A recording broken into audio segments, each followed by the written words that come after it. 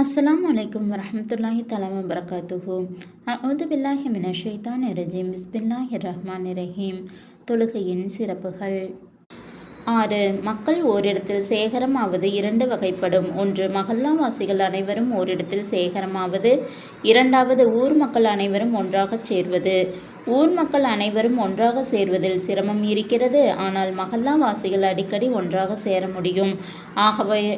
ஆகவேதான் மஹல்லாவாசிகள் ஒவ்வொரு தொழுகையிலும் ஒன்றாக சேர வேண்டுமென்பதற்காக 5 நேர ஜமாத் தொழுகையும் ஊர் மக்கள் அனைவரும் வாரத்திற்கு ஒரு முறை ஒன்று கூட வேண்டும் என்பதற்காக ஜும்மா தொழுகையும் கடமையாக்கப்பட்டன.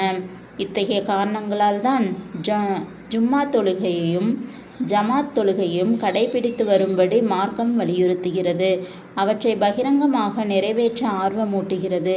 அவற்றை விடுபவர்களுக்கு தண்டனை கிடைக்கும் என்று எச்சரிக்கை செய்கிறது. அஸ்ஸலாமு அலைக்கும் வரஹ்மத்துல்லாஹி தஆலா வபரகாத்துஹு.